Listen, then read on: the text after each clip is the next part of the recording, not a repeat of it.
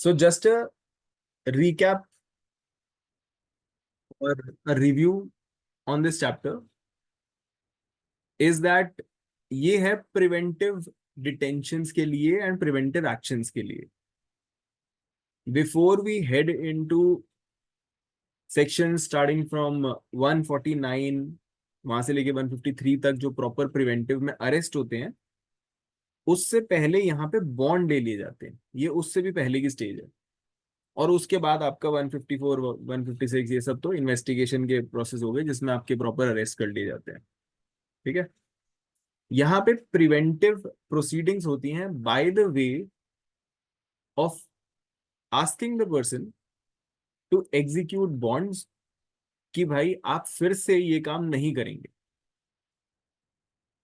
Proceedings होती executive courts के सामने है मोस्टली, एक्सेप्ट 106 जो उस कोर्ट के सामने होगा जो बंदे को कन्विक्ट करेगा, क्योंकि वहां पे बॉन्ड कन्विक्शन के बाद लिया जा रहा है.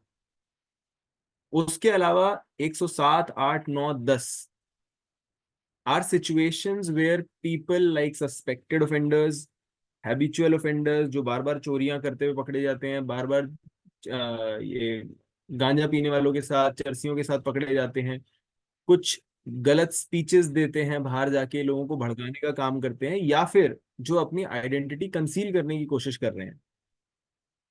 ऐसे लोगों की इंफॉर्मेशन अगर एग्जीक्यूटिव मजिस्ट्रेट तक पहुंचती है, then the executive magistrate has the power to ask the person under section 111 कि why should we not make you execute a bond and bind you and keep an eye on you कि आप और कोई गलत काम ना करें. तो वो 111 में एक ऑर्डर दे देते हैं. फिर एक इंक्वायरी होती है जहां पे बाकायदा उस आदमी को सुना जाता है. वो अपने डिफेंस में बताता है कि क्यों मेरे को बॉन्ड एग्जीक्यूट करने के लिए ना कहा जाए, क्योंकि वो अपने आप में एक दबाव है आपके ऊपर, एक बाध्यता है, और कोई नहीं चाहता भाई कोई बंदिश लगे हमारे ऊपर. राइट. उनके रिकॉर्ड पे आएगा वो चीज, उनको पुलिस स्टेशन में बार बार रिपोर्ट करना पड़ेगा, आगे गलती से भी कुछ हो गया तो इजीली अरेस्ट कर लिया जाएगा इन्हें.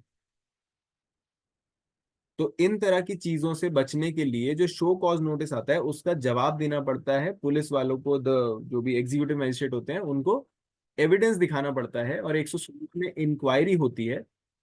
After that inquiry, if the executive magistrate finds that there is substance to substantiate the proposition that you will cause ruckus, that you will cause breach of peace, आप पब्लिक ट्रैंक्विलिटी में कुछ ना कुछ छेड़छाड़ कर सकते हैं, तो वो 117 में आपके अगेंस्ट ऑर्डर पास कर देता है कि भाई बॉन्ड भर के दे, हमें भरोसा नहीं है तेरे ऊपर.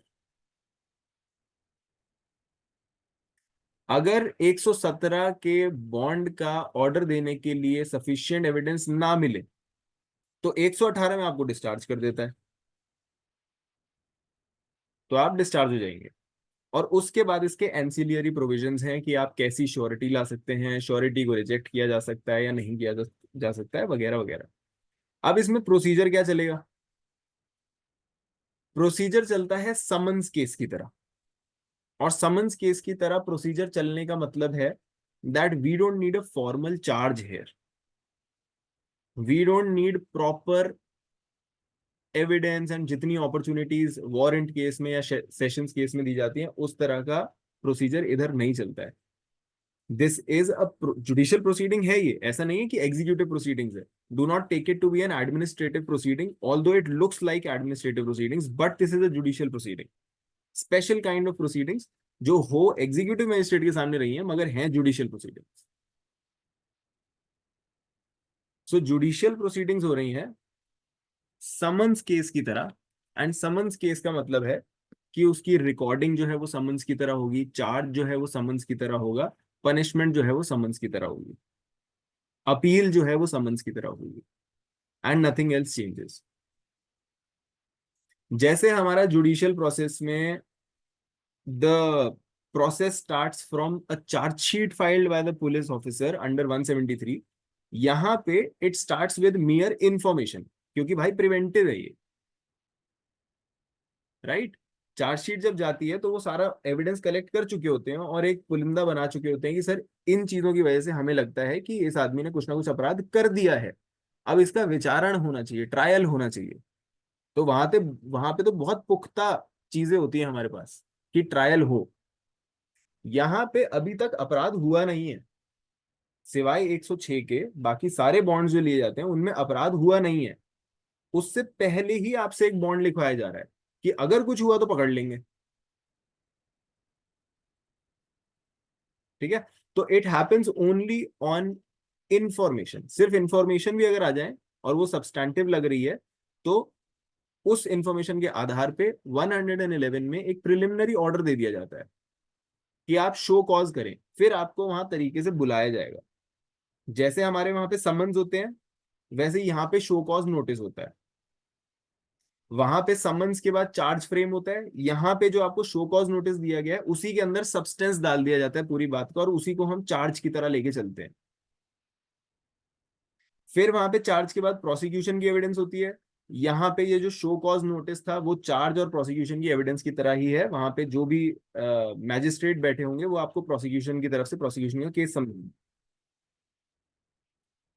और वहां पे पब्लिक प्रोसिक्यूटर्स वगैरह होते हैं जो सारा एविडेंस वगैरह सामने रखते हैं। फिर उसके बाद वहां पे डिफेंस होता है। यहाँ पे भी आप अपने डिफेंस में मैजिस्ट्रेट को बताते हैं कि क्यों मेरे से बॉन्ड ना साइन कराया जाए। और फिर उसके बाद वहां पे भी कन्विक्शन या एक्विटल होता है, और यहाँ पे भी या तो आपसे बॉन्ड साइन करा लिया जाएगा या आपको डिस्चार्ज कर दिया जाएगा।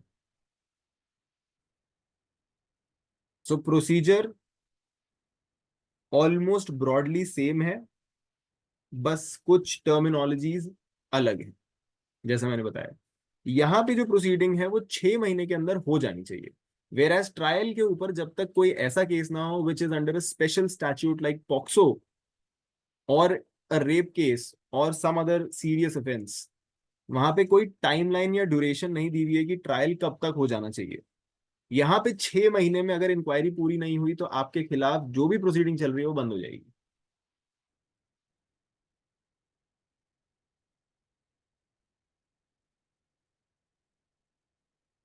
ठीक है। So this is the gist of the whole chapter. अब जो मेन सेक्शंस हमें पढ़ने हैं वो है 106, 7, 8, 9, 10। उसके बाद 111 का ऑर्डर, 116 की इंक्वायरी एंड 117 का ऑर्डर। ये कुछ मेन सेक्शंस पढ़ने हैं and we'll start with that. Section 125 में we have security for keeping peace on conviction. अच्छा, डिफरेंस क्या है?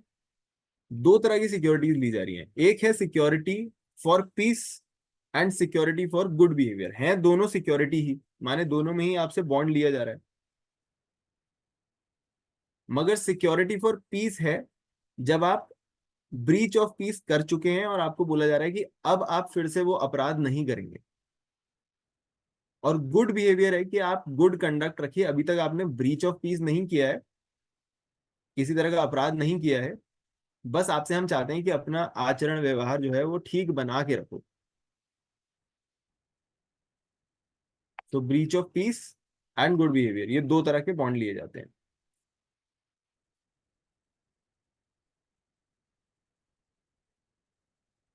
चलिए, नाउ न्यू सीआरपीसी का चैप्टर 9, भारतीय नागरिक सुरक्षा संहिता 2023 का चैप्टर 9। क्योंकि चैप्टर 8 में अब हमारा रेसिप्रोकेशन अरेंजमेंट वगैरह के सेक्शंस आ चुके हैं। सो 125 न्यू वाली का और पुरानी वाली का 106। We are starting from 125 which is security for keeping peace on conviction.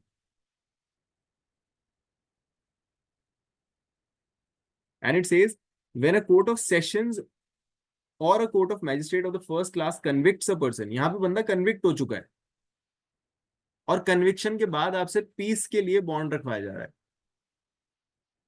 Convicts a person of any of the offenses specified in subsection 2 or of abetting any such offense, and is of the opinion that it is necessary to take security from the person for keeping the peace, the court may at the time of passing sentence on such person, कब?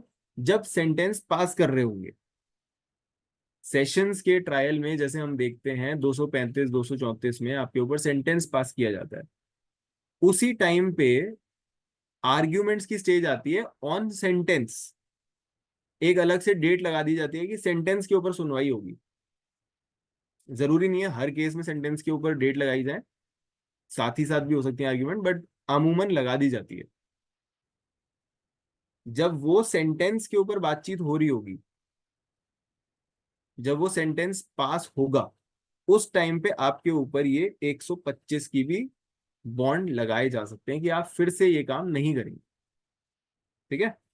सो keeping the peace, the court may at the time of passing sentence on such person order him to execute a bond और bail bond for keeping the peace for such period not exceeding 3 years as it thinks fit. 3 साल तक का maximum bond लगाया जा सकता है, उससे ज्यादा बॉन्ड आपके ऊपर नहीं लगाया जा सकता। 106 में और 110 में आप देखोगे 3 साल का बॉन्ड है। 106 और 110 में 3 साल का बॉन्ड है, हैबिचुअल ऑफेंडर्स में एंड कन्विक्टेड ऑफेंडर्स में। बाकी के जो है उनमें 1-1 साल का बॉन्ड होता है बस। राइट। सो उनको एक बैलेंस बना के रखना, बिकॉज बॉन्ड लगाना अपने आप में is against your fundamental rights. वो 19 के अगेंस्ट, 21 के अगेंस्ट वगैरह वगैरह में चला जाता है। Although constitutional validity has been held in a case of 1970 जिसका नाम है Madhu Limaye versus SDM. Madhu Limaye was a social activist जिनके ऊपर 107 लगा दी गई थी और उनको भाषण वाषण देने से रोका गया था। तो उसमें कॉन्स्टिट्यूशनल वैलिडिटी वाज अपहेल्ड की कोई गड़बड़ नहीं है इस सेक्शन में, it is all good. But एक सेफ गार्ड की तरह उन्होंने टाइम ड्यूरेशन लगा दी है कि भाई इससे ज्यादा टाइम के लिए आप नहीं लगा सकते bond. So first paragraph is about bond on conviction, किस टाइम पे सेंटेंस पास करते हुए उस टाइम पे लगाया जाएगा। Then the offence referred to in subsection 1 are. अब कौन कौन से ऑफेंसेस में ये चीज लगाई जा सकती है। These offences are any offence punishable under chapter 11 of Bharatiya Nyaya Samhita 2023 other than an offense punishable under subsection 1 of 193, 196 and 197 thereof। अब ये 193, 196, 197 कौन कौन से हैं?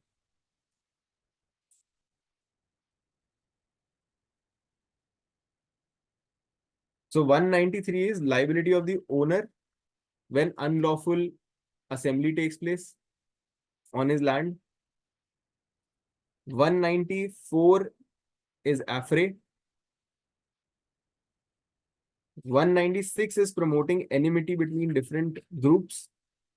And 197 is imputations and assertions prejudicial to national integration। जब भी ऐसी भाषणबाजी करेंगे जिसकी वजह से गुटों में लड़ाई वगैरह हो सकती है, हिंदू मुस्लिम वगैरह वाले सीन कर दिया आपने, उन सारे केसेस में, उन सब चीजों की कन्विक्शन में आप पे ये लगाया जा सकता है।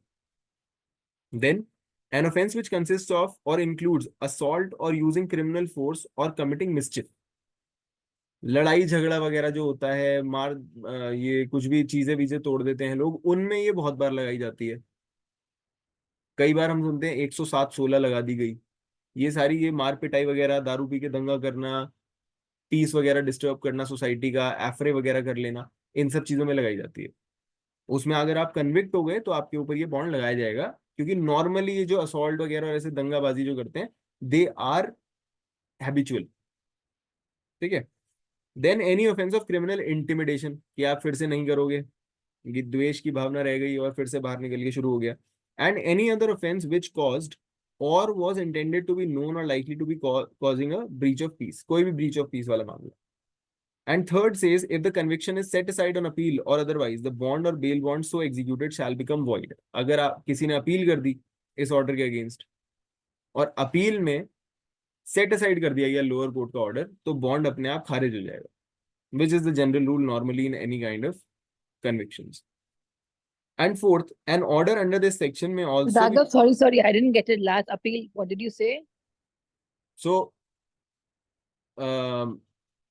लोअर कोर्ट ने, जो एग्जीक्यूटिव मैजिस्ट्रेट है, उन्होंने आपके खिलाफ ऑर्डर कर दिया कि आपको बॉन्ड एग्जीक्यूट करना होगा।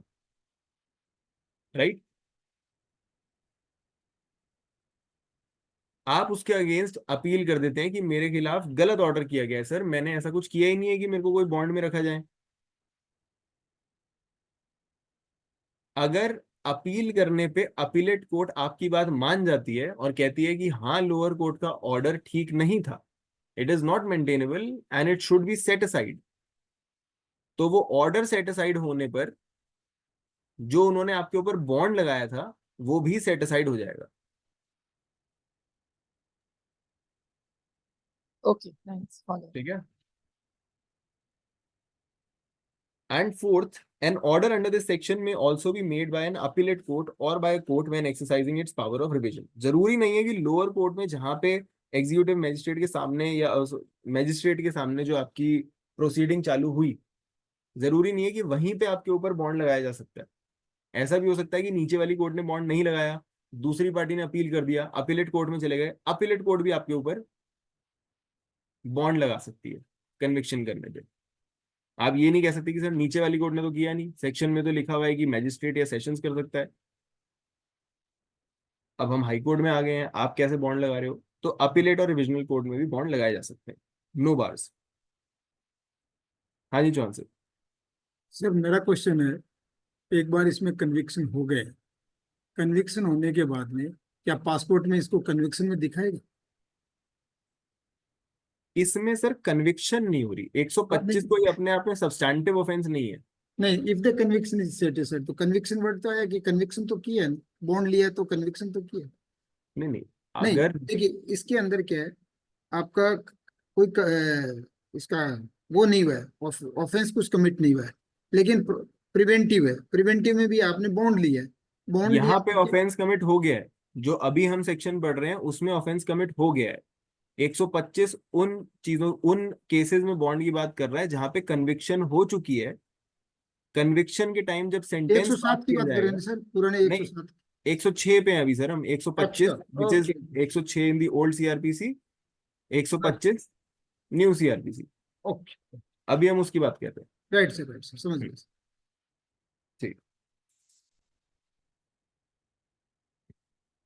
चलिए ये हो गया 125 हमारा। इसमें किसी को कोई problem? There is no change from the previous No, no, one. no. Thank you, Raghav. नहीं सर, अभी इसमें कोई चेंज नहीं है, वैसे का वैसा है एकदम। आप प्रीवियस सीआरपीसी में भी देखेंगे तो it is just the same, same courts हैं और कन्विक्शन होती है and then you pass a sentence, sentence के टाइम पे बॉन्ड एग्जीक्यूट करवाया जाता है, बॉन्ड 3 साल का हो सकता है। सेम ऑफेंसेस हैं, 153A, B, 154 मिसचिफ, criminal intimidation, breach of peace, और उसके बाद बॉन्ड जो है अपीलेट कोर्ट में सेटिसाइड हो गया अगर कन्विक्शन, तो नीचे बॉन्ड सेटिसाइड हो जाएगा। एंड अपीलेट कोर्ट और रिविजनल कोर्ट के पास भी पावर है, सब सेम।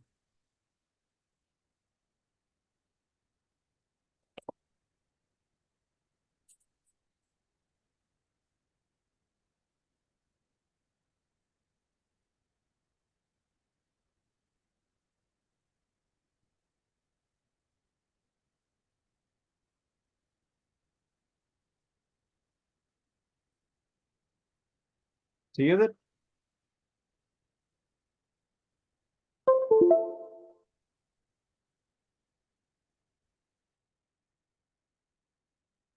चलिए, अब इसमें एक केस है जिसका नाम है नजीरुद्दीन वर्सेस एम्परर 1933, जिसमें सिर्फ एक ये बात समझाई गई है कि breach of piece does not always mean breach of piece in public. तो हम ये सेक्शंस पढ़ के ये ना सोचें कि भाई 153B, 153A, एनिमिटी, भाषण वाषण, इन सब चीजों की बात हुई है, तो हम उसी ब्रीच ऑफ पीस की बात कर रहे हैं विच हैपेंस इन पब्लिक, स्टेज पे खड़े होकर भाषण दूंगा तभी वो वाला ब्रीच ऑफ पीस होगा जिसमें मेरे से ये बॉन्ड लिया जा सकता है। That's not the case. Breach of piece might also be a private act in a private space, जैसे हमने क्रिमिनल इंटिमिडेशन की बात करी, मिसचिफ की बात करी, असॉल्ट की बात करी। हो सकता है किसी के घर में घुस के मारूं किसी को, हो सकता है किसी के घर में घुस के इंटिमिडेशन करूं, राइट? तो इसको पब्लिक एक्ट की तरह मत लेना। पब्लिक ट्रैंक्विलिटी से बिल्कुल कनेक्टेड है ये, but does not mean it is always going to be an act in a public space. Raghav, one more thing. What was the case you were saying? 1970 Madhulime 1970, Madhulime versus SDM. versus SDM, sub-divisional magistrate. SDM. Yes. 1970. ठीक है, तो ये वाला आप case याद रखना, which is Naziruddin 1933, Allahabad का case है. It's not always a public act. Then we come to 107, and which is 126 of the BNSS, and it says security for keeping peace in other cases. अब ये ऊपर वाले केसेस हो गए, कन्विक्शन वाले. अब आ गए अदर केसेस. कहता है when an executive magistrate receives information that any person, अब क्या हो रहा है, एग्जीक्यूटिव मैजिस्ट्रेट है, एंड प्रोसीडिंग इनिशिएट क्यों हो रही है, ऑन रिसीविंग इंफॉर्मेशन. अब कन्विक्शन पे नहीं हो रहा, ऑन इंफॉर्मेशन बीइंग रिसीव्ड. हो सकता है पुलिस वाले इंफॉर्मेशन दे, हो सकता है कोई प्राइवेट आदमी इंफॉर्मेशन दे, कोई भी इंफॉर्मेशन दे सकता है. This is a very very wide jurisdiction जिसमें इंफॉर्मेशन आपके पास कहीं से भी आ सकती है, एंड आप उस पर ऑर्डर कर सकते हैं. तो when an executive magistrate receives information that any person is likely to commit a breach of peace, likely to commit है, अभी तक उसने कुछ नहीं किया है, or disturb public tranquility or to do any wrongful act that may probably occasion a breach of peace or disturb the public tranquility, and is of the opinion that there is sufficient ground for proceeding, he may in the manner hereinafter required provided require such person to show cause why he should not be ordered to execute a bond or bail bond for keeping the peace for such period not exceeding 1 year as the magistrate thinks fit. अब यहाँ पे bond 1 साल का हो चुका है, वहां conviction पे हो रहा था, यहाँ पे ऑन रिसीविंग इंफॉर्मेशन हो रहा है. वहां पे जुडिशियल मैजिस्ट्रेट्स थे, सेशंस कोर्ट थी, यहाँ पे एग्जीक्यूटिव मैजिस्ट्रेट है. वहां पे बॉन्ड 3 साल के लिए था, यहाँ पे बॉन्ड 1 साल के लिए. ये डिफरेंसेस बस दिमाग में रखने हैं. All those who are going to appear for exam and all those otherwise also keep these things in mind. ये important points है इसके. अब यहाँ पे बात कर रहा है likely to commit a breach. उसने अभी तक तो कोई ब्रीच किया नहीं है, बट हो सकता है कि ये ब्रीच कर देगा. झगड़ेबाजी हो रही है, या फिर किसी के आपको अंदर खाने पता चला है कि ऐसा कुछ करने वाले हैं, मे बी कोई पत्थरबाजी वाले सीन होने वाले हैं, उन सब लोगों से बॉन्ड लेके रख लिए जाते हैं. वो बॉन्ड यहीं पे होते हैं.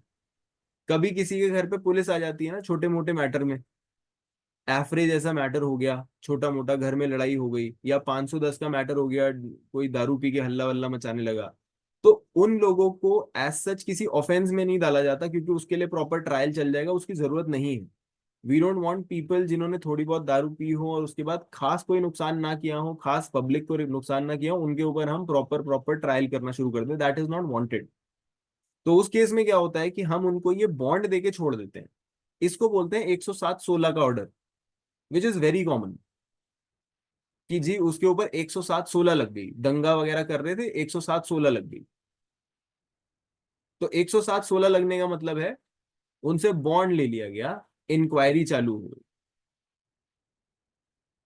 पुलिस की नजरों में आ गए. बॉन्ड एक बार ले लेते हैं तो मतलब आगे से कुछ भी होगा तो इसको उठा के ले जाएंगे एकदम से.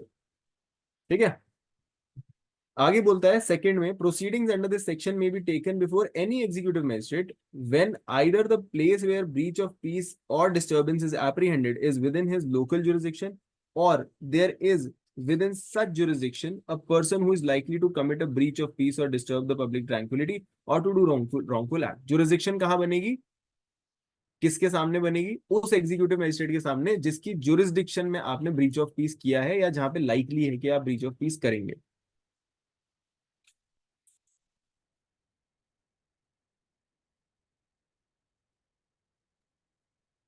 At times, this provision is much more dangerous than trial. जी sir. Because in LCI query itself, somebody asked me कि my relative has been kept under bond under this provision as he was suspected of having links with subversives, and he is now selected in CISF. Then I had to give him an opinion कि my dear, the activity which he was indulging in was sufficient for throwing him under a Rule 19 without any inquiry. So it has become more dangerous than trial. Trial में तो छूटने का खतरा भी होता है, chances भी होते हैं. He did not challenge it, so the provision becomes more dangerous. Right, sir.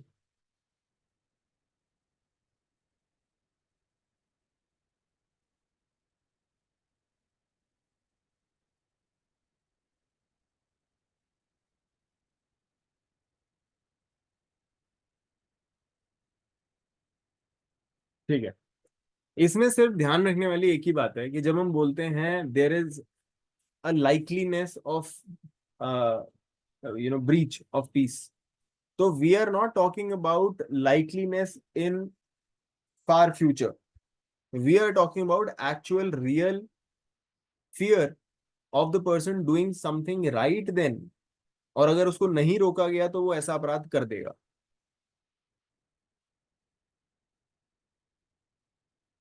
ठीक है, तो ये एक चीज बस ध्यान रखनी है, we are talking about immediate dangers, we are not talking about future dangers कि कोई बंदा कुछ ऐसा कर सकता है जी, इसकी प्रवृत्ति ऐसी है, तो ये आप उसको उठा के बॉन्ड ले लो उससे या उसके ऊपर प्रोसीडिंग चालू कर दो. That can not happen. You have to have cogent reasons, और वो रीजंस रिकॉर्ड करने जरूरी है. अगर बिना रीजंस रिकॉर्ड करे आपने शो कॉज नोटिस भेज दिया 107/11, 107, 108/11 या जो भी लगा के उसके ऊपर, that will vitiate the trial, vitiate the proceedings under this section. ठीक है. Then 127, security for good behavior from persons disseminating certain matters. When an executive magistrate receives information that there is within his local jurisdiction any person who, within or without such jurisdiction, चाहे उस jurisdiction में हो चाहे ना हो, either orally or in writing or in any other manner intentionally disseminates or attempts to disseminate or abets the dissemination of any matter publication of which is punishable under 152, 196, 197 और 299 of BNSS. अब 152, 196 वगैरह क्या है? 196 अभी हमने देखा एनिमिटी वगैरह करवाना, दो गुटों के बीच में भड़काऊ भाषण वगैरह देना, जबकि 156 is public servant voluntarily allowing prisoner of state or war to escape. This is 156 of BNS. No, sorry, 152. 152 is act endangering sovereignty, unity or integrity of India. अगर ऐसा कुछ सेपरेटिस्ट एक्टिविटीज या ऐसा कुछ आप कर रहे हैं, उन सब चीजों में ये डिसेमिनेशन ऑफ इंफॉर्मेशन लगाया जाएगा, ये वाला बॉन्ड लगाया जाएगा. एंड देन 196, 197 हम देख चुके हैं, and 299 is deliberate and malicious acts intended to outrage religious feelings of any class by insulting religion or religious belief. अगर रिलीजन के नाम पे आप उनको कुछ बुरा भला बोल के भड़काना चाहते हैं, that matter. And any matter concerning a जज acting or purporting to act in discharge of official duties which amounts to criminal intimidation. अगर जज वगैरह को धमकाने या डिफेम करने की आप कोशिश करते हैं, उस केस में आपको 127 में बॉन्ड लिया जाएगा आपसे. आगे बोलता है makes, produces, publishes, keeps for sale, imports, exports, conveys, sells, lets to hire, distributes, publicly exhibits or in any manner puts in circulation any obscene matter such as is referred to in 294 of BNS. And the magistrate is of the opinion that there is sufficient ground for proceeding. The magistrate may, in the manner hereinafter provided, require such person to show cause why he should not be ordered to execute a bond or bail bond for good behavior for such period not exceeding 1 year. ध्यान रहे इसके अंदर हम 1 साल का bond लेते हैं, जो 106 है और 124 है, सॉरी 106 और 110 है, उसमें 3 साल के बॉन्ड होते हैं, बाकी सब में 1-1 साल के बॉन्ड होते हैं. ठीक है. इसमें क्या बोला गया, 294 of BNS is sale of obscene books. तो अगर ऑब्सीनिटी वगैरह वाली चीजों की आप सेल करते हैं या उसको एग्जिबिट करते हैं, वो आ जाएगा। सेकंड कहता है no person shall be taken under this section, no proceeding shall be taken under this section against the editor, proprietor, printer or publisher of any publication registered under and edited, printed or published in conformity with the rules laid down in Press and Registration of Books Act 1867 with reference to any matter contained in such publication except by the order or under the authority of state government or such officer empowered by state government in this behalf। तो जो printing वाले हैं, newspaper वाले हैं, इनके खिलाफ normally जल्दी से आप बिना स्टेट गवर्नमेंट की अथॉरिटी के या उनकी सैंक्शन के बॉन्ड वगैरह नहीं ले पाएंगे, क्योंकि उनका फिर कर्टेल हो जाता है the press of freedom, right. फिर आते हैं सस्पेक्टेड पर्सन 128 में। अभी तक इसमें कुछ नया नहीं डाला गया है, ये सारी चीजें जो पुराने वाले में थी वही चल रही है।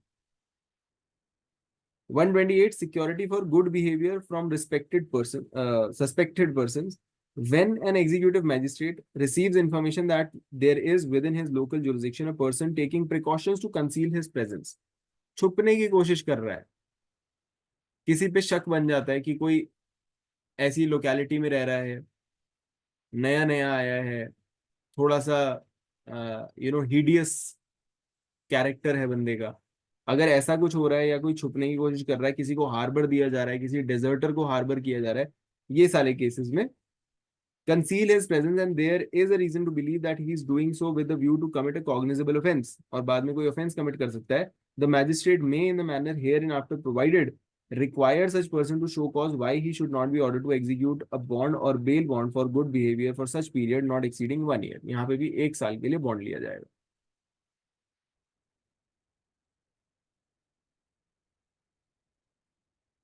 ठीक है। उसके बाद 129 which is 110 of the old CRPC, security for good behavior from habitual offenders।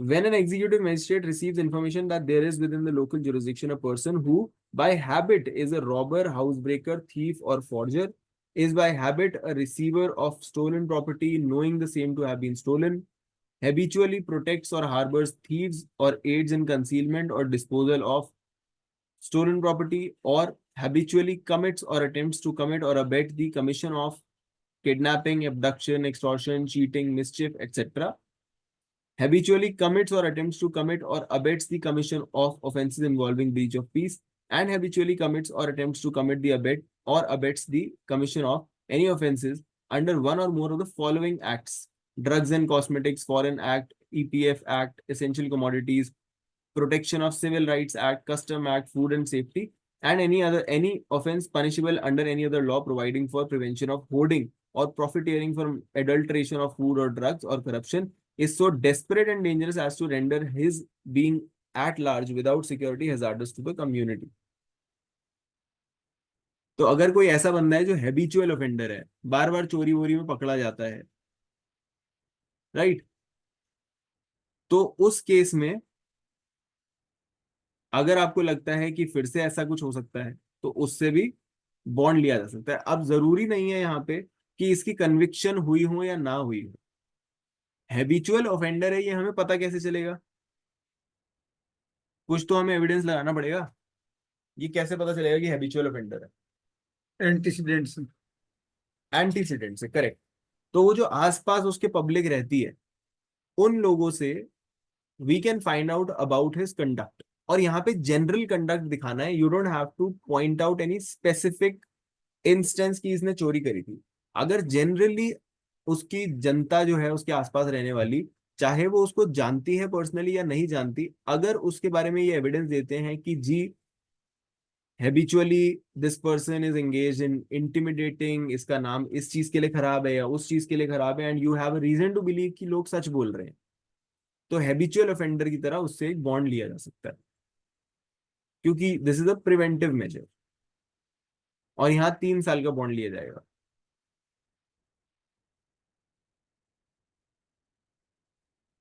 ठीक है, कहता है such magistrate may in the manner hereinafter provided require such person to show cause why he should not be order to execute a bond और bail bond or his good for his good behavior for such period not exceeding 3 years at the magistrate think fit.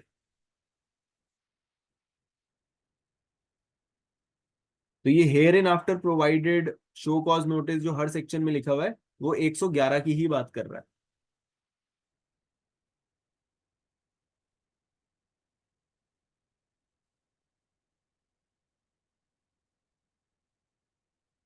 ठीक है, 111 of the old CrPC and 130 of the BNSS.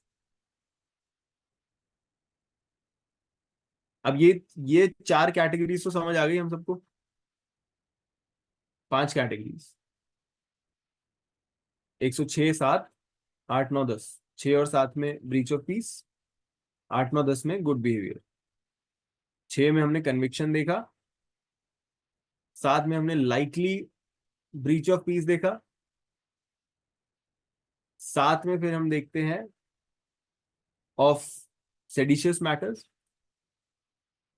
9 में हमने देखा suspected persons जो conceal करने की कोशिश कर रहे हैं अपने आप को, एंड 110 में माने 129 ऑफ बीएनएसएस में हमने देखा हैबिचुअल ऑफेंडर्स। ये सारे मेन थे इसके कि किन किन केसेस में बॉन्ड लिए जा सकते हैं। अब जब बॉन्ड ले लिया जाएगा तो मैंने आपको बताया एक interim order, provisionary order pass किया जाता है, प्रिलिमिनरी ऑर्डर पास किया जाता है 111 में। कंफ्यूज मत होना, 111 is not the final order, 111 is an interim order. जैसे हम बेल की प्रोसीडिंग्स देखते हैं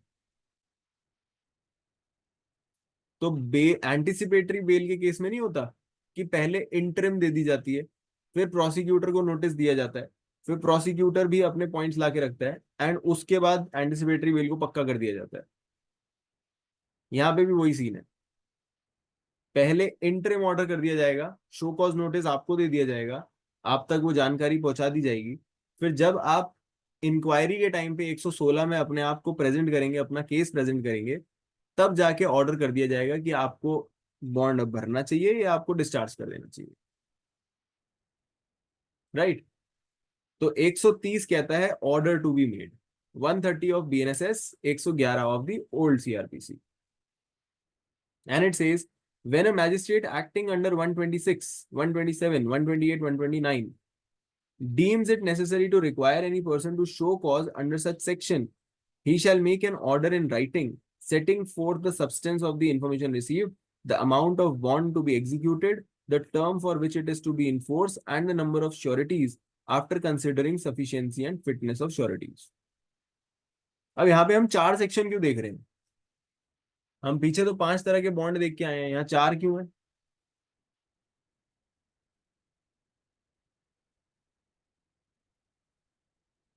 वन 125 छोड़ रखे हैं कन्विक्शन वाले, कीपिंग पीस ऑन कन्विक्शन। वो क्यों छोड़ दिया हमने?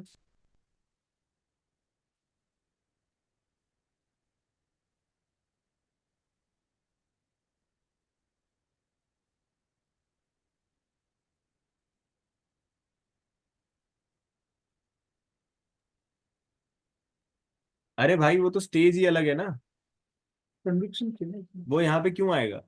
वो स्टेज ही अलग है, ये सारे प्रिवेंटिव हैं बिफोर एनीथिंग हैपेंस। तो यहाँ पे शो कॉज नोटिस दिया जा रहा है। शो कॉज नोटिस 106 में क्यों दिया जाएगा, 125 में क्यों दिया जाएगा? वो तो कन्विक्शन पे जब बंदा सामने कोर्ट के सामने खड़ा है और सेंटेंस की प्रोसीडिंग्स हो रही हैं 235 में, उसी टाइम कोर्ट खुद ही कर रही है, उसको बॉन्ड दे रही है, वहां पे शो कॉज नोटिस वगैरह थोड़ी है।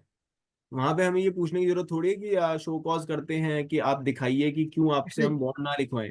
वो तो कन्विक्शन पे चल रहा है ना, इसलिए। हाँ, वो तो कन्विक्टेड है, उसको शो कॉज नोटिस देने की जरूरत थोड़ी है, हमें कॉज पूछने की जरूरत ही नहीं है। हमें पता है हमने उसे कन्विक्ट किया है भाई, आधार सारे एविडेंस वगैरह लेने के बाद उनके आधार पे ही हमने उसको कन्विक्ट किया है। तो in that case we don't need for a show cause notice to be sent and for him to come to the court, explain why he should be given a show cause notice or not, bond लेना चाहिए नहीं लेना चाहिए, वो proceeding की उधर जरूरत ही नहीं है। इसलिए यहाँ पे 126, 27, 28, 29 की बात करी गई है। इन सारे केसेस में शो कॉज नोटिस भेजा जाएगा, क्योंकि अभी तक उसने कुछ किया नहीं है। तो हम उसको ऑडी ऑल्ट्रम पार्टम, ऑडी ऑल्ट्रम पार्टम मतलब ऑडी माने सुनना, ऑल्टरम माने अनदर, और पार्टम माने party, here the other party. उसको सुने बिना उसके ऊपर हम जजमेंट दे नहीं सकते। तो यहाँ पे because it's preventive, the person has not done anything right now, he's not been convicted, there is only likeliness of him doing things, तो हम उसको बुलाते हैं पहले और पूछते हैं कि हम क्यों ना आपके खिलाफ ये ऑर्डर पास करें। तो वो नेचुरल जस्टिस को फॉलो इनमें किया जा रहा है। ठीक है,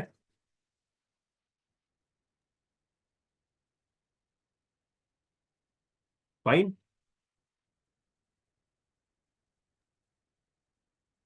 मेक सेंस।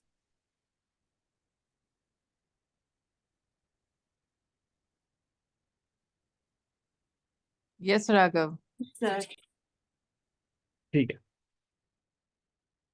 सो 130 में हमने अब इंटरिम ऑर्डर कर दिया। क्या ऑर्डर किया कि जब उनको लगता है deems it necessary to require the person to show cause, यही शो कॉज की बात हमारे सारे सेक्शंस में हुई।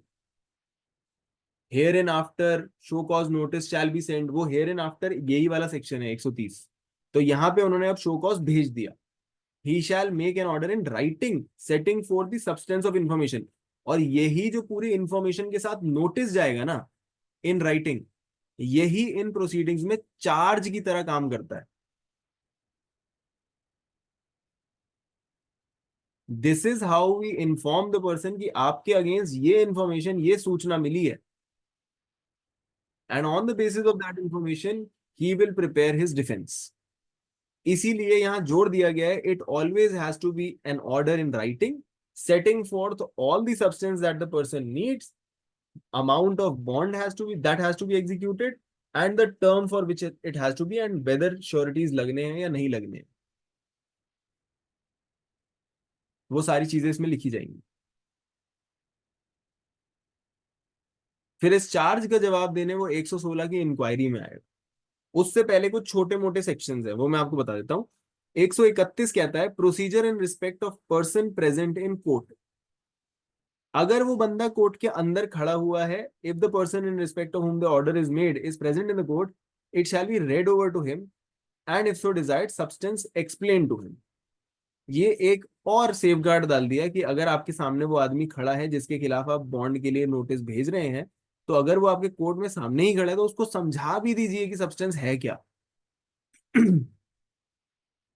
जब जब हम चार्ज देखते हैं जो 211 में बनना शुरू होता है, तो आप देखेंगे कि चार्ज में स्पेसिफिकली बताया हुआ है कि जब चार्ज बनेगा, it is the duty of the magistrate to tell the person कि चार्ज में क्या लिखा है, और मैंने उसको एक्सप्लेन किया या नहीं किया। तो हर चार्ज में लिखा होता है ना, कोर्ट का नाम लिखा हुआ है, पुलिस थाना लिखा हुआ है, सेक्शंस लिखे हुए हैं, और फिर लिखता है that I so and so जज of so and so jurisdiction hereby charge you as follows ABCD that you have done so and so अपराध, so and so अपराध, so and so अपराध at so and so time वगैरह वगैरह। And last में अपना sign मारने के बाद नीचे लिखता है I have explained the charge to the accused and he has pleaded not guilty and requested to be tried। वो चीज लिखनी पड़ती है वहां, उसे एक्सप्लेन करना पड़ता है। यहाँ पे क्या है, बंदा प्रिवेंटिव प्रोसीडिंग में है, अगर तो वो सामने आपके है तो उसको समझा दो उसी तरह से जैसे एक नॉर्मल चार्ज में समझाया जाता है कि जी आपके खिलाफ ये चार्ज बन के आया है। और अगर वो आपके सामने नहीं है तो नोटिस में आपका प्रॉपर सब्सटेंस वगैरह होना चाहिए। अगर वो सब्सटेंस नहीं होगा तो आप नेचुरल जस्टिस को ब्रीच कर देंगे, ऑडी अल्टरम पार्टम के सिस्टम को आप हिला देंगे। ठीक है, तो इसलिए राइटिंग में होना चाहिए, प्रॉपरली सब्सटेंस सब कुछ होना चाहिए। ज्यादातर इसमें डिले टैक्टिक्स यही लगाई जाती हैं कि बोल देते हैं सर हमें तो सब्सटेंस ही पूरा नहीं मिला, आप ये प्रॉपर नहीं था शो कॉज नोटिस। फिर कोर्ट पहुंच जाएंगे, फिर उनको समझाया जाएगा, फिर एक आध डेट और मिल जाएगी, 2-3 महीने निकाल देंगे। तो आंसर आप कुछ कह रहे थे? स्टैंडर्ड फॉर्मेट होता है, वहां बुलाते हैं, साइन करते हैं, रवाना करते हैं। हाँ, वो नॉर्मली तो स्टैंडर्ड फॉर्मेट ही होता है। और कुछ नहीं होता है, वहां पर जाते हैं, एक स्टैंडर्ड फॉर्मेट होता है, उसमें लिखा होता है, दस्तखत करवाते हैं, उसे बोला जा, हो गया सब। आधो को तो पता भी नहीं चलता, मगर वकील साहब साथ में जाए तो थोड़ी बहुत पंगेबाजी कर सकते हैं। जूनियर वकील को कमाने का यहीं पे। हाँ राइट। चलो फिर आ जाता है 132, समन्स और warrant in case of person not so present. अब बंदा अगर नहीं है तो क्या होगा, समन के थ्रू भेज दिया जाएगा, वारंट के थ्रू भेज दिया जाएगा। If such person is not present in the court, the magistrate shall issue a summon requiring him to appear, और when such person is in custody, a warrant directing the officer in whose custody he is to bring him to the court। तो सम्मन कर दिया जाएगा कि भाई court आ जाओ, आपको चार्ज वार्ज थमा देंगे, आपको समझा देंगे, नहीं तो पुलिस वाले को वारंट दिया जाएगा कि इसको कोर्ट लेके आ जाओ। Provided that whenever it appears to such magistrate upon the report of police officer or upon information, the substance of which report or information shall be recorded by the magistrate, that there is reason to fear the commission of breach of peace, and that such breach of peace cannot be prevented otherwise than by immediate arrest of the person, magistrate may at any time issue warrant for his arrest। तो preventive में या किसी भी तरह के arrest में आप 41A के भी नोटिस में अगर आप देखोगे तो वहां पे भी लिखा हुआ है कि अगर पुलिस को लगता है कि जी नोटिस वगैरह की फॉर्मेलिटीज करने की वजह से बंदा अपराध कर देगा या उसको नहीं पकड़ पाएंगे या कुछ गड़बड़ हो जाएगी, तो वो उस चीज को बाईपास कर सकते हैं। वैसे यहाँ पे भी मैजिस्ट्रेट बाईपास कर सकता है अगर उसे लगता है कि अगर हमने ये फॉर्मेलिटीज वगैरह करी तो तब तक ब्रीच हो जाएगा। अगर ऐसा लगता है तो मैजिस्ट्रेट अपने विवेक अनुसार आगे बढ़ सकता है और उसको अरेस्ट करवा सकता है। ठीक है। उसके बाद copy of order to accompany summons और वारंट, जो भी समन जाएगा उसमें 111 का ऑर्डर साथ में लगा दिया जाएगा ताकि उसको पूरी इंफॉर्मेशन मिल जाए। ठीक है, इसमें और कुछ रीड करने वाला नहीं है, 2 लाइन का सेक्शन है। 134, power to dispense with personal attendance. 115 में हम कई बार एप्लीकेशन लगाते हैं फॉर डिस्पेंसिंग अटेंडेंस। 115 हो गया, 205 हो गया, 317 हो गया, 253 हो गया। इंग्लिश में बोले तो ओल्ड सीआरपीसी का 105, 115, 205, 317, 253, ये सारे सेक्शंस में आप देखोगे कि अलग अलग वजहों से पर्सनल अटेंडेंस को डिस्पेंस किया गया। जैसे यहाँ पे हम देख रहे हैं 115 of old CrPC and 134 of new CrPC BNSS, आपकी पर्सनल अटेंडेंस डिस्पेंस करी जा रही है, आप अपने वकील को भेज सकते हैं क्योंकि प्रिवेंटिव रिलीफ की प्रोसीडिंग में। 205 में क्या होता है कि जब पेटी केसेस होते हैं, पेटी ऑफेंसेस होते हैं, जो 1000 रुपए से कम के फाइन वगैरह के लिए होते हैं, उससे संबंधित होते हैं, तो उस केस में भी आपकी पर्सनल अटेंडेंस को डिस्पेंस किया जा सकता है। उसमें भी वकील साहब खुद जाके काम कर सकते हैं। 253 में समन्स केस चलता है, वहां पे भी अगर छोटा मोटा पेटी केस होता है तो पर्सनल अटेंडेंस डिस्पेंस हो जाती है। और 317 में आप ऐसे आदमी हैं जिसका दिमागी संतुलन हिला हुआ है या फिर आप कोर्ट को बार बार डिस्टर्ब करते हैं just to delay the trial, तब भी आपकी पर्सनल अटेंडेंस को डिस्पेंस किया जा सकता है। तो सीआरपीसी में बहुत सारे ऐसे पर्सनल अटेंडेंस को डिस्पेंस करने के सेक्शंस हैं।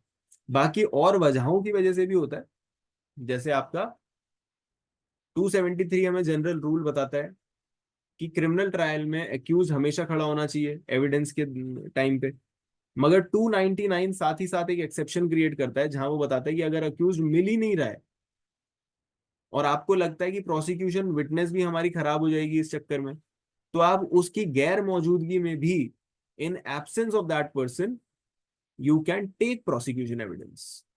तो वहां पे भी पर्सनल अटेंडेंस डिस्पेंस कर दी जाती है। तो ऐसे बहुत सारे सेक्शन हैं। ठीक है, सो 134 हो गया।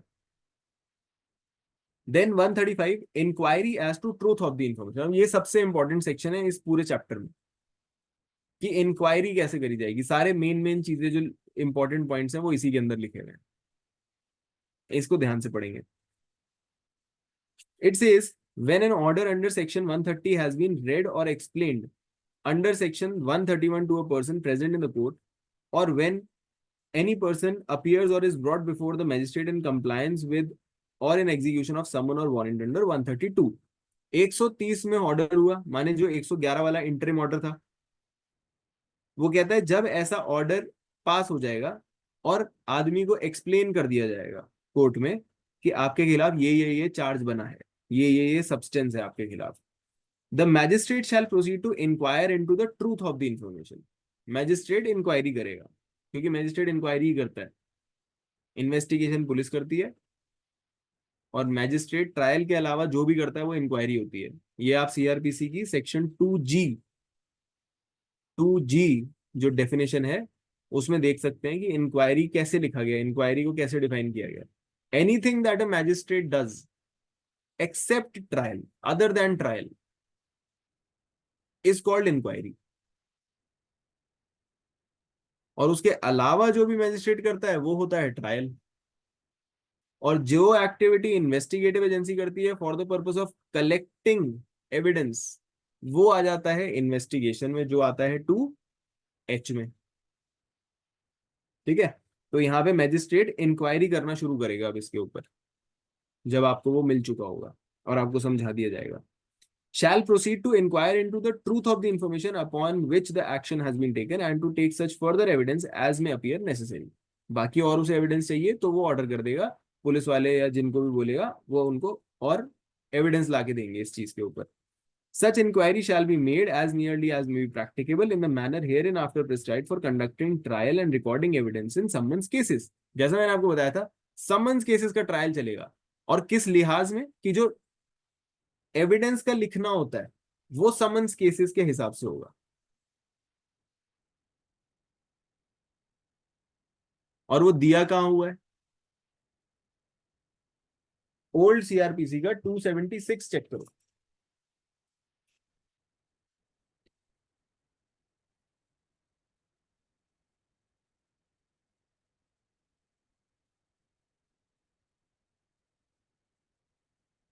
नहीं, 274।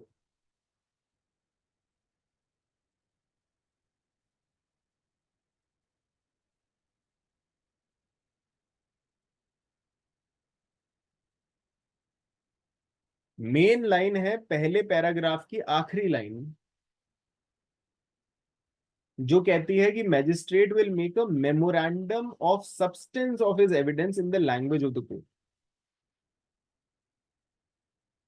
मेमोरेंडम बनाएगा of substance of the information, पूरा पूरा उसको नहीं लिखना है। जबकि जब हम वारंट में जाएंगे या सेशंस में जाएंगे तो वहां पे आप देखोगे मैजिस्ट्रेट खुद या अपनी डिक्टेशन से सारी चीजें जो बोल रहा होगा बंदा वो ऐसे की ऐसी लिखता चला जाएगा, in the form of narrative or in the form of question answer, सब कुछ लिखा जाएगा।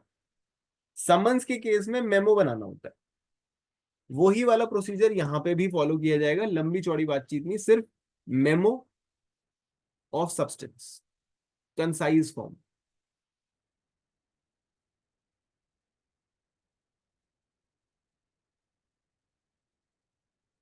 ठीक है, फिर बोलता है थर्ड में, after the commencement and before the completion of inquiry under subsection 1, the magistrate, if he considers that immediate measures are necessary for prevention of breach of peace or disturbance of public tranquility or commission of any offense or for public safety, अगर immediately कुछ measures लेने जरूरी हैं inquiry के दौरान, खत्म होने से पहले, he may for reasons to be recorded, record करने पड़ेंगे reasons, direct the person in respect of whom order in under 130 has been made to execute a bond or bail bond for keeping peace or maintaining good behavior until the conclusion of the inquiry। तो until the conclusion of the inquiry एक interim order उसी time भी पास कर सकता है वो, कि भाई अभी के लिए तो तू कम से कम बॉन्ड भर ही दे। 1 साल का बॉन्ड नहीं है ये, 3 साल का बॉन्ड नहीं है ये। This is a bond only until the conclusion of this inquiry, जो जनरली 6 महीना चलती है। उस टाइम के लिए for the purpose of your attendance, securing your attendance in inquiry, एक बॉन्ड भर दो। तो ये दौरान हो सकता है। फॉर कीपिंग द पीस और maintenance of good behaviour until the conclusion of inquiry and may detain him in custody, custody में भी रख लेगा अंटिल सच बॉन्ड और बेल बॉन्ड इज एक्सिक्यूटेड और in default of execution until the inquiry is concluded. अगर आप bond नहीं भरते तो आपको जेल में फेंक देगा कि भाई अब हमें तो डर है ना कि तुम कुछ ना कुछ पब्लिक पीस वगैरह में पंगा कर दोगे, तो हम या तो बॉन्ड लेंगे। अगर आप बॉन्ड नहीं दोगे उस इंक्वायरी के मामले के लिए, इंक्वायरी के टाइम तक के लिए, तो हम आपको कस्टडी में रख लेंगे।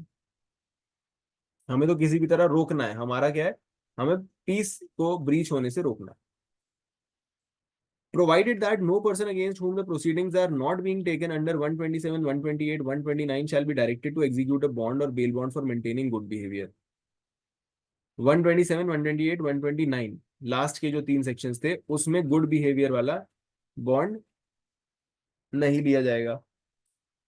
And the conditions of such bond whether as to the amount thereof or as to the provision of sureties or number thereof or pecuniary extent of the liability shall not be more onerous than 130.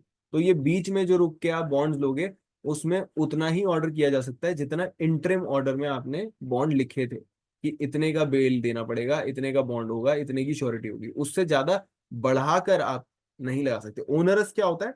जो liability होती है उसको onerous बोलते हैं। तो उससे ज्यादा onerous नहीं हो सकता जितना आपने ऑर्डर 111 में कर दिया था। कि ये नहीं कि आपने वहां पे तो 50,000 बोला था और यहाँ पे आप बोलो कि जी ये तो मैं ट्रायल के दौरान के लिए ले रहा हूँ, यहाँ 1 लाख रुपए दे दे। ऐसा नहीं कर सकते, 111 के बाहर नहीं जा सकते आप। ठीक है। For the purposes of this section, the fact that a person is habitual offender or is so desperate and dangerous as to render his being at large without security hazardous to the community may be proved by evidence of general repute or otherwise। ये मैंने आपको बताया, अगर कोई बंदा habitual offender है, जरूरी नहीं है कि हम ये दिखाएं कि उसकी कन्विक्शन हो चुकी है। अगर हमें किसी को ये दिखाना है कि बंदा प्रीवियसली कन्विक्ट हुआ है तो उसके लिए एक स्पेशल सेक्शन भी है सीआरपीसी में। कौन सा सेक्शन है? क्योंकि सीआरपीसी में सेक्शन 235 में जब आपके ऊपर सजा बांधी जाती है तो 236 में 236 में ये बात होती है कि जो आदमी कन्विक्ट हो गया है उसके खिलाफ ये एविडेंस लाया जाए कि ये प्रीवियसली भी कन्विक्ट हुआ था ऐसे ही ऑफेंस में, एंड बिकॉज वो प्रीवियसली कन्विक्ट हुआ था ऐसे ऑफेंस में उसको एनहांस्ड पनिशमेंट दी जाए, जिसको हम सेक्शन 75 ऑफ आईपीसी के साथ भी रीड कर सकते हैं, जहां पे ये बताया गया है कि कितनी एनहांसमेंट होगी, पनिशमेंट को कितना एनहांस किया जाएगा, ये बताया गया है।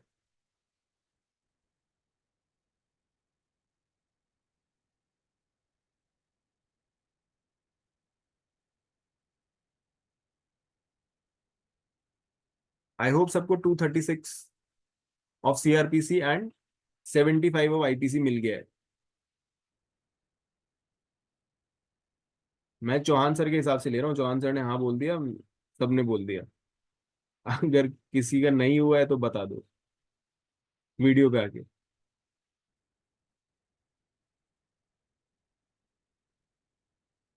चलो, सो 236 बताता है कि आप प्रीवियस कन्विक्शन प्रूव करने के लिए कुछ डॉक्यूमेंट्स ला सकते हैं और एनहांस पनिशमेंट दिलवा सकते हैं। एनहांस पनिशमेंट कितनी होगी वो 75 आईपीसी में मिलता है। और कैसे प्रूव करोगे प्रीवियस कन्विक्शन, वो दिया हुआ है 298 सीआरपीसी में, जो बताता है कि भाई जेलर का ऑर्डर ले आओ, कोर्ट की जजमेंट ले आओ, ऐसा कोई डॉक्यूमेंट अगर ले आओगे हमारे सामने सर्टिफाइड, तो हम मान लेंगे कि प्रीवियस कन्विक्शन हुई थी। आपको अलग से कुछ प्रूविंग वगैरह उसमें करने की जरूरत नहीं पड़ेगी। यहां पे इस सेक्शन में कहता है हैबिचुअल ऑफेंडर प्रूव करने के लिए आपको कोई प्रीवियस कन्विक्शन की मांग नहीं हो रही है। हो सकता है बंदे ने ऑफेंस किया हो मगर पुलिस वालों के पास गया हो, सेटिंग हो गई, बाहर आ गया, किसी ने कंप्लेंट करी ही नहीं या ऐसा कुछ हुआ। उस केस में आप कैसे दिखाओगे बंदा हैबिचुअल ऑफेंडर है? तो जनरल रिप्यूट से दिखाओगे। एविडेंस एक्ट का अगर हम सेक्शन 14 देखें, 14 या 8 है, 14 का एक्सप्लेनेशन 2 है थे। तो कंडक्ट है ना सर, 8 तो कंडक्ट का है। हाँ,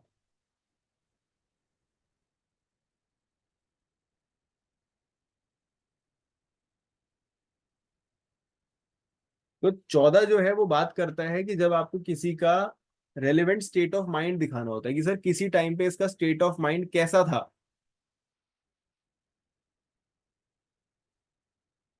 वो रेलेवेंट होता है in order to prove certain facts in the court. उसकी एक्सप्लेनेशन 1 कहती है a fact relevant as showing the existence of relevant state of mind must show the state of mind exists not generally but in reference to the particular matter in question.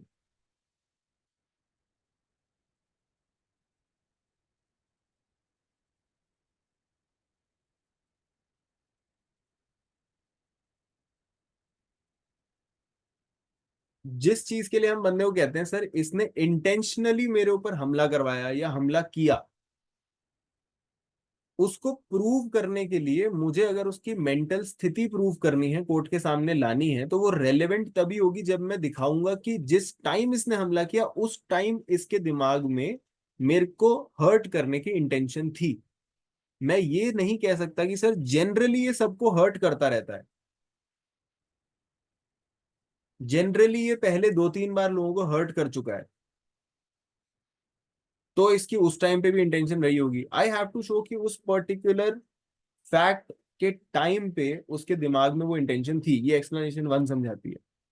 Explanation 2 कहती है but where upon the trial of a person accused of an offence, trial हुआ है, the previous commission by the accused of an offence is relevant within the meaning of this section,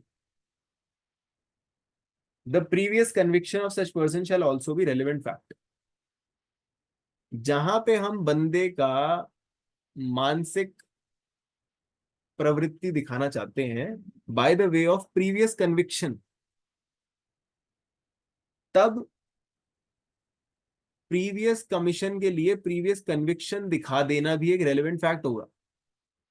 previous conviction का fact ये तो prove नहीं कर रहा ना कि उस टाइम जब आप उसने आपको हर्ट किया तब उसके दिमाग में क्या इंटेंशन थी, वो तो ये दिखा रहा है कि पहले किसी टाइम पे इसने एक अपराध किया था जिसके लिए एक न्यायालय ने इसको पूरा विचारण करके दोषी करार किया। It is not showing your intention right in that time जिसकी आप बात कर रहे हैं, मगर फिर भी रेलेवेंट है। तो प्रीवियस कन्विक्शन ऐसे यूज करी जा सकती है। जब हम हैबिचुअल ऑफेंडर्स की बात करते हैं तो वहां पे वो बोलते हैं कि जनरल रिप्यूट दिखा दो।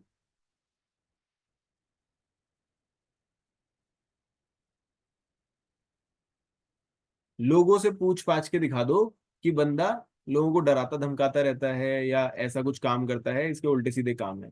इस तरीके से आप हैबिचुअल ऑफेंडर दिखा सकते हो।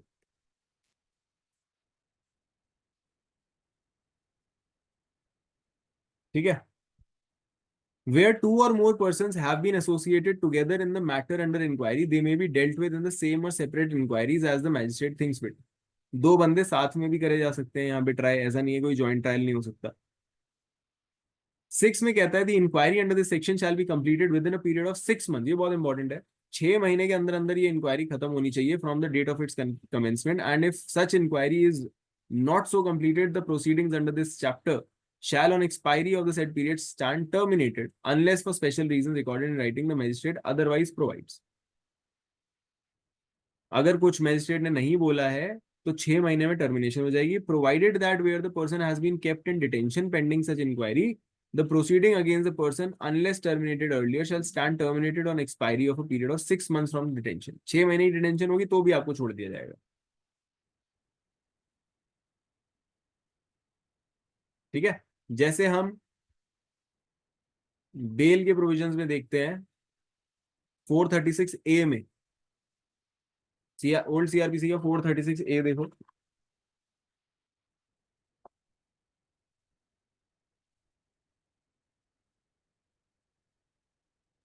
आपसे ज्यादा नहीं पर वो हाँ जी, हाँ जी, राइट। उसका प्रोवाइजो देखना।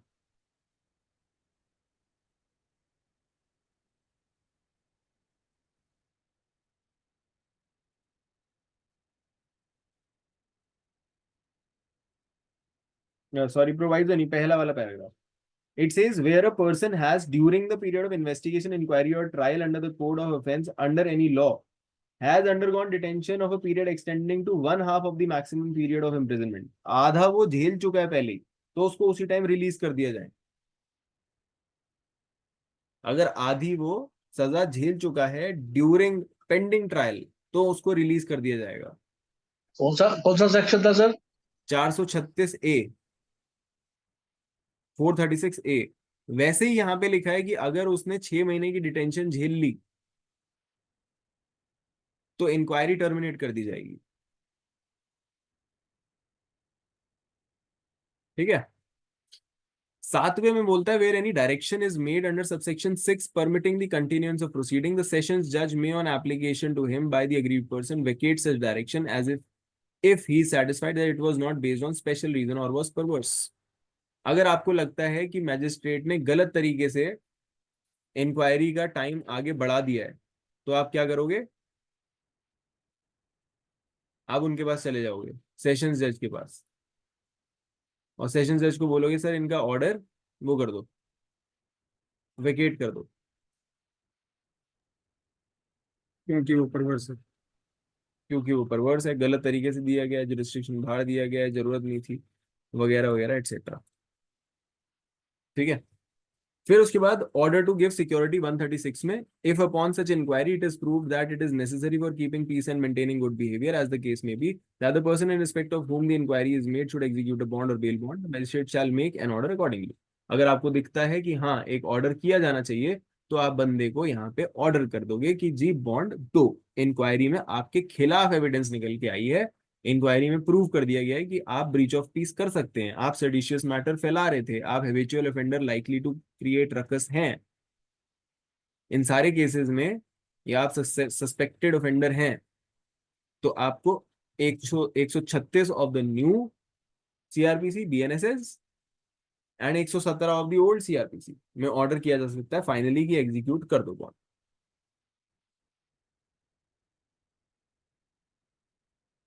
ठीक है। प्रोवाइजो बोलता है कि आप जो 111 में जितना आपने बांधा था ऑर्डर, उससे ज्यादा नहीं करोगे, अमाउंट वगैरह और नेचर वगैरह उससे ज्यादा आप नहीं कर सकते, जो शुरू में सेट कर दिया वो कर दिया, उससे ज्यादा नहीं। प्रोवाइजो में बी कहता है that amount of every bond और bail bond shall be fixed with due regard to circumstances and shall not be excessive. Bond कभी भी एक्सेसिव नहीं कर सकते आप, ये हर जगह देखने को मिलता है। सेक्शन 63 ऑफ आईपीसी ले लो, जहां पे बोलता है फाइन एक्सेसिव नहीं कर सकते। सेक्शन 440 ऑफ सीआरपीसी ले लो, जहां पे बोलता है कि बॉन्ड जो लेते हैं वहां पे एक्सेसिव नहीं कर सकते अमाउंट। ठीक है। और इसके ऊपर एक बड़ी फेमस जजमेंट भी है जो कहती है कि जब आप एक्सेसिव बॉन्ड या एक्सेसिव सिक्योरिटी लगाते हो, that is equal to rejecting bail और taking away the right of the person of bail. ठीक है।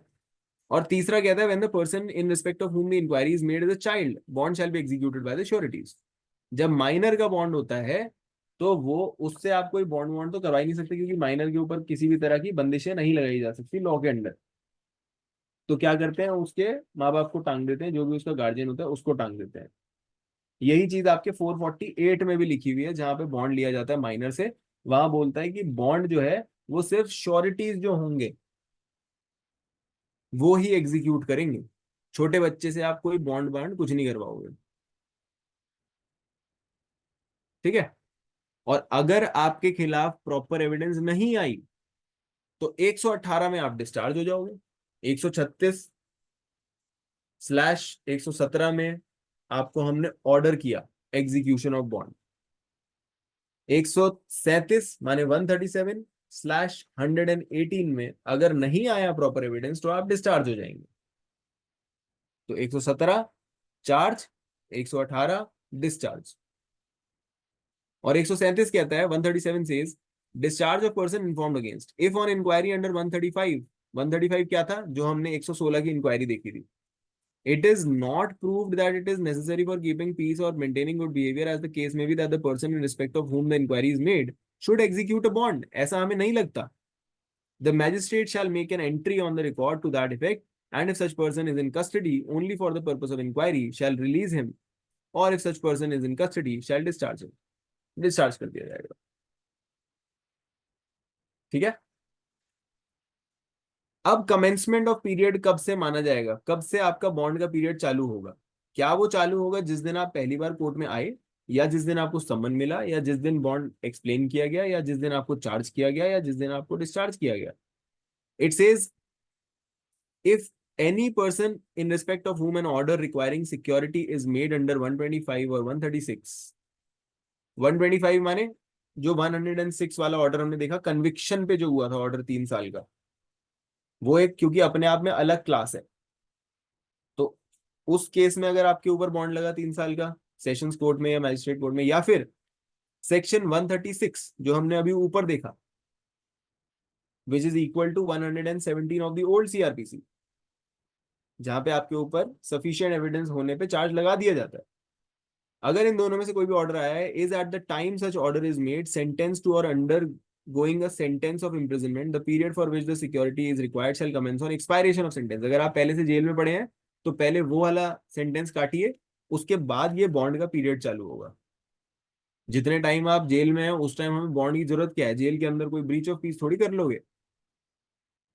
तो इसलिए अगर आप जेल में बैठे हो तो उस टाइम जेल की अवधि जब पूरी हो जाएगी उसके बाद ये बॉन्ड का पीरियड चालू होगा। ठीक। एंड इट सेज आगे, in other cases such period shall commence on the date of such order unless the magistrate for reasons fixes a later date. बाकी केसेस में जिसमें आप बाहर हैं, फ्री हैं, जेल के अंदर नहीं है, तो जिस दिन मजिस्ट्रेट ऑर्डर कर देगा, माने 117 का ऑर्डर, माने 136 का ऑर्डर, 117/136 का जो ऑर्डर है, अगर वो जिस दिन होगा उस दिन से माना जाएगा कि ये 3 साल या 1 साल गिने जाएंगे बॉन्ड के। ठीक है।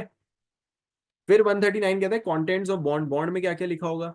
द बॉन्ड और bail bond to be executed by any such person shall bind him to keep the peace और बी ऑफ गुड बिहेवियर। पहली बात तो उसे ये बताओगे भाई गुड बिहेवियर बना के रखो। दूसरा, एंड इन लैटर केस, मतलब गुड बिहेवियर के केस में, द कमीशन और अटेम्प्ट टू कमिट और abetment of any offence punishable with imprisonment whatever it may be committed is breach of bond, is a breach of bond और bail of bond. उसे बताया जाएगा कि भाई breach of bond होता क्या है, समझा देना कि ये काम नहीं करने, ये आपको कंटेंट में डालना होगा। बंदे को पता होना चाहिए मुझे क्या नहीं करना। अब power to reject sureties. Sureties reject करने की भी पावर होती है कोर्ट के पास, अगर उन्हें लगता है कि श्योरिटी अनफिट पर्सन है। मगर ऐसा श्योरिटी वगैरह अगर आपने बोला कि अनफिट है बीच रास्ते में, तो एक रीजनेबल नोटिस देना पड़ेगा बंदे को कि भाई एक फिट श्योरिटी लेके आ जाओ। फिर वो फिट श्योरिटी लाएगा और उसकी बॉन्ड बरकरार, बेल जो है बरकरार करी जाएगी। अगर नहीं लाएगा तो जेल में डाल दिया जाएगा। So it says a magistrate may refuse to accept any surety offered or may reject any surety previously accepted, जो पहले से चली आ रही है या जो आप अभी लेके आए हो, दोनों को रिजेक्ट कर सकता है। On the ground that surety is unfit for the purpose of bail bond, provided that before so refusing to accept or reject the surety, he shall either himself hold an inquiry on oath into the fitness of the surety or cause the inquiry to be made. पहले आप inquire करोगे बंदा fit है या नहीं है। Such magistrate shall before holding the inquiry give reasonable notice to the surety and to the person to whom the surety was offered, and shall in making the inquiry record the substance of evidence adduced before him. Substance भी देखोगे कि भाई unfit क्यों कहा जा रहा है उसे, एंड उस बेसिस पे आप ऑर्डर करोगे। If the magistrate is satisfied after considering the evidence so adduced either before him or before a magistrate deputed under subsection 1 and the report of the magistrate that the surety is unfit for the purpose of bail bond, he shall make an order refusing or rejecting the surety, और उस inquiry के बाद reject कर दिया जाएगा। तो ये sureties के ऊपर एक अलग से इंक्वायरी हो सकती है कि वो अनफिट है या नहीं। Provided that before making an order rejecting any surety who has previously been accepted, he shall issue summons or warrant as he thinks fit, कि भाई आओ हमारे सामने और बताओ कि आप क्यों अनफिट नहीं है। तो वो सामने आके बातचीत करेंगे, अगर उनको प्रूव कर पाएंगे या उनको सेटिस्फाई कर पाएंगे कि जी हम अनफिट नहीं है तो बरकरार रहेगा, अगर नहीं कर पाओगे तो आउट हो जाओगे। और अनफिट क्या होता है? कोई बंदा आपका रिलेटिव है या इंटरेस्टेड पार्टी टाइप का लग रहा है, इसका मतलब ये नहीं कि वो अनफिट है। That is not unfit. ठीक है। मगर अनफिट हम बोलेंगे किसको? हम अनफिट ऐसे बंदे को बोलेंगे जो दिखाई पड़ता है कि खरीदा हुआ बंदा है, जेन्युइन बंदा ही नहीं है, भाग जाएगा, यहाँ का नहीं है। ऐसा बंदा जिसके साथ बाद में जाके ऐसा हो सकता है कि हम ढूंढते रहे और ना हमें वो बंदा मिले जिसपे इंक्वायरी हो रही है, ना हमें श्योरिटी मिले, या फिर बंदा इंसेन हो गया, पागल हो गया, ऐसी कोई रिपोर्ट आ रही है, तब हो जाएगा। बट आपका रिलेटिव है या आपका दोस्त है, इस बेसिस पे आप मना नहीं कर सकते कि वो अनफिट आदमी है। जैसे हम इंटरेस्टेड विटनेसेस को एविडेंस देने से मना नहीं कर सकते, they are fit. They are allowed. Their evidence is as good as any other evidence. Right? Interested witness हो या related witness हो, दोनों में फर्क आई होप हम सबको पता है. रिलेटेड एविडेंस होता है जो हमारे साथ ब्लड से या मैरिज से रिलेटेड होता है, मम्मी पापा भाई बहन वगैरह.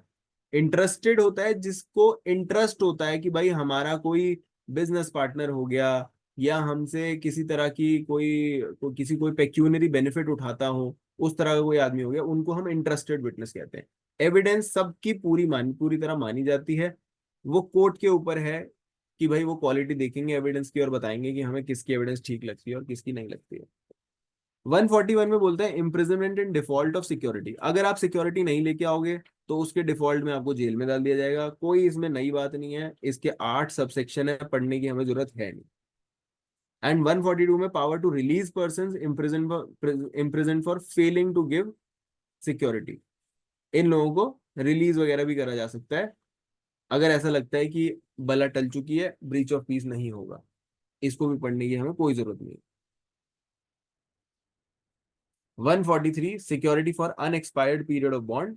When a person for whose appearance a summon or warrant has been issued under the proviso under 140 142 appears or is brought before the magistrate or court shall cancel the bail bond executed by such person and shall order such person to give for unexpired portion of the term such bond fresh security or same description of original security. तो अगर कोई ऐसी problem आती है बीच में, आपकी securities cancel कर दी जाती है, तो जो अनएक्सपायर्ड टाइम है उसके लिए आपसे अलग से बॉन्ड या सिक्योरिटी ली जा सकती है. And that wraps up our session on section 106 to 124 and 125 to 143. Is there any question? No, Raghav. Okay, I wanted to ask you about the forensic science. It's going to start soon, right, Raghav? हाँ जी. सो forensics पे 2 course चालू होने वाले हैं. First course is about hand writings, जो writings वगैरह को लेके होते हैं, राइट, क्वेश्चन डॉक्यूमेंट्स को लेके होते हैं. एंड दूसरा शुरू होगा जो है मेडिकल रिपोर्ट्स के ऊपर, मेडिकल एविडेंस के ऊपर. ये दोनों कोर्स साथ साथ आने वाले हैं. पहले हमारा हैंड राइटिंग वाला आएगा और उसके बाद हमारा मेडिकल रिपोर्ट्स वाला आएगा. और दोनों ही बड़े सुंदर कोर्स होने वाले हैं क्योंकि फैक्ट्स टीम जो है बहुत अच्छे कोर्सेज करती है. No, I have done with them. They're very good. Reva ma'am, then हाँ, सो एक फॉरेंसिक It's very एक्सपर्ट भी good. होंगे, फॉरेंसिक एक्सपर्ट भी होंगे, एक स्पेशल पब्लिक प्रोसिक्यूटर भी होंगे और काफी अच्छा पढ़ाते हैं. और इनके अभी बहुत सारे कोर्सेज आने वाले हैं, बहुत सारा फॉरेंसिक्स वगैरह पढ़ाने वाले हैं, जो सबको काफी अच्छा लगा था पहले भी, तो अभी फिर से चालू होने वाला है. So I suggest everybody to register. though I've done a detailed course with KC Law College for question documents and written, but I still do it because I Perfect. can do a refresh. Yes, yes, yes. And Always good. medical I've never done, so that's something I'm looking forward. But I think I'll do both. चलिए, अभी notification वगैरह आपको मिल जाएगी, page वगैरह बन चुका है, तो आप लोग कर लेना उसमें एनरोल. चौहान सर तो कर ही चुके हैं. नहीं, ये क्वेश्चन वाला नहीं किया.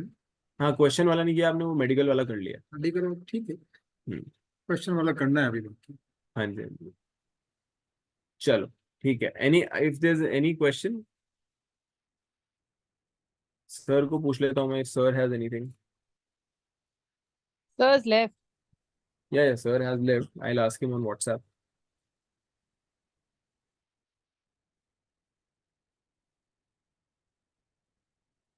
अब ये वाला जो चैप्टर है ना, ये जल्दी से दिमाग में बैठता नहीं है क्योंकि हम लोग एसडीएम की कोर्ट में ज्यादा जाते नहीं है, ज्यादा वहाँ काम नहीं पड़ता है, ना हमारा कुछ खास यूज होता है, ना एग्जाम्स में यूज होता है, तो एक बार को बैठता नहीं है. तो आप इसको साथ ही साथ 1-2 बार अगर रीड कर लेंगे हिम्मत करके तो बैठ जाएगा. कभी कभी काम भी आ सकता है, पता नहीं कहाँ पे काम आ जाए, बट पता हमेशा काम आता है, काम आ जाएगा नहीं, हमेशा काम आता नहीं. काम आता है बट वैसा उतना नहीं आता जितना हमारा नॉर्मल कोर्स में पाला पड़ता है, है. उतना हैबिट इसमें की होता बात है, बाकी तो आता है काम. है. हाँ, हाँ आता तो है, इसीलिए बना है वो. होते तो बहुत हैं ऐसे इंसिडेंट्स, छोटे छोटे केसेस बहुत आते हैं, काफी कमाई भी है इसमें.